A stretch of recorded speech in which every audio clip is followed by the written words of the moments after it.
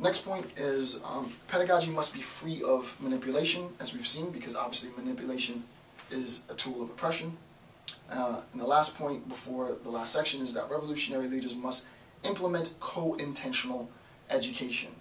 And he speaks in a very, very brief detail, but it's very, very concise, and it may be 2 paragraphs about co-intentional education, and it's important to understand what he means by co-intentional education. For Freire, it plays a particular role, right? So this idea of co-intentional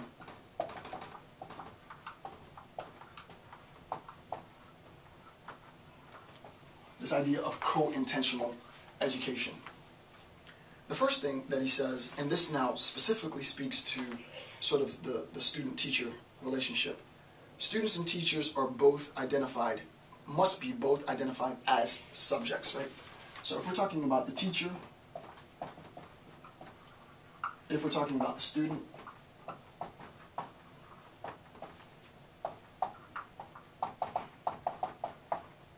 both the student and the teacher are subjects. There are no objects in this discussion, right? It seems like a pretty obvious point, but having taught for many years myself, and also having taught high school, I know what it is like to be in an instructional position where a particular student might be speaking and you immediately marginalize the comment that the student makes, right? You might even objectify the student, right? This student is from this particular class of people, this class of group, and you overlook what the student might be attempting to contribute, right?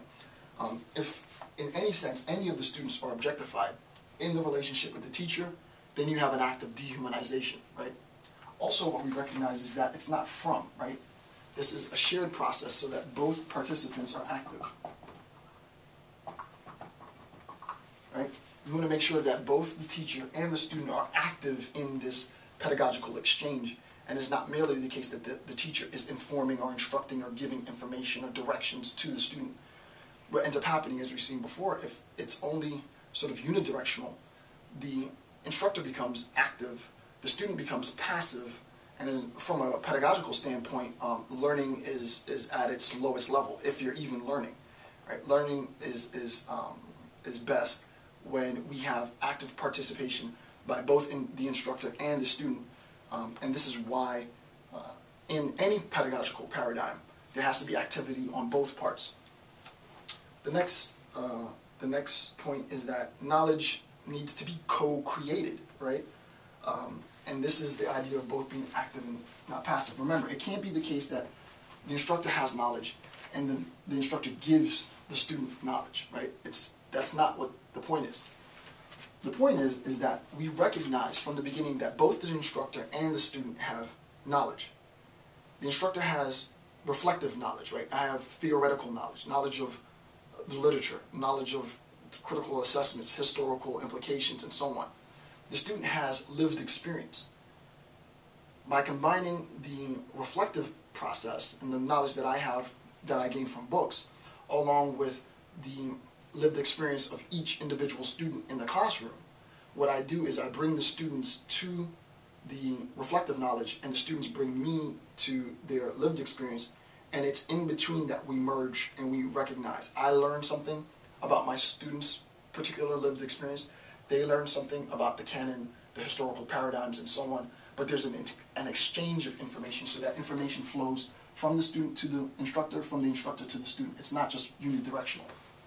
At that point, then you really have authentic, proper, full pedagogical exchange.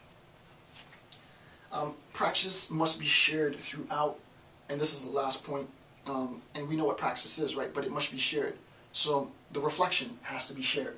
We have to share in that reflection. If I'm talking about a historical setting that predates my class, which I usually am, predates myself, I have to try and make it relevant to the class as much as possible. So for example, if I'm talking about, I erased it, let's say I'm talking about struggle. I'm talking about struggle in Freire, and I have a sense that some of the students might not understand what Freire means by struggle. I might talk about the concept of grinding, as I have in a hip-hop sense, right? Oh, like grinding? Yeah, struggle and grinding are basically interchangeable. Oh, okay, now I get it, right? So we have to share in this reflective practice, right? we have to share. Obviously, dialogue, by definition, is an act of shared communication. Right? It's not a monologue, it's not a slogan, which are instruments of domestication, which we saw before. And then the last thing that we share in, according to Freire, is we share in the action, right?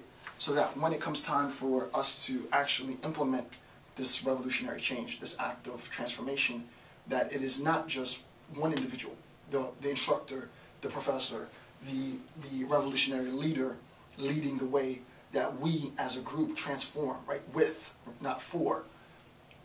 This transformation of society happens as a consequence of everyone's participation, rather than one person doing it for a group, right? It can never be that case. It has to be collective action rather than a singular action.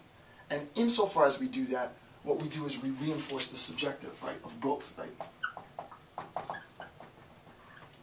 We reinforce the subjective nature of both, and I wrote it here, the subjective nature of both the teacher and the student, the former oppressor and the former oppressed, and at that point we dissolve this dichotomy of teacher and student, right? We dissolve the dichotomy of oppressor and oppressed. They no longer exist. And all we have at this point are active subjects, right? All we have are active subjects participating in shared knowledge, right? And that's the key, right? At that level, you're no longer a teacher, you're no longer a student, you're no longer oppressor, you're no longer oppressed. All we are is human beings, right? We are active subjects engaged in the exchange of information, exchange of knowledge, and that's humanity at its finest. So with that being stated, this concludes the first chapter of Paulo Freire's Pedagogy of the Oppressed. In subsequent videos, I'm going to do chapter 2 next. After 2 is 3, after 3 I think is the last chapter is 4, and we will conclude our discussion on Freire's Pedagogy of the Oppressed. So I want to thank you for taking your time to watch my videos. With that being stated, I'm Dr. Jason J. Campbell. Thanks again. Have a good day.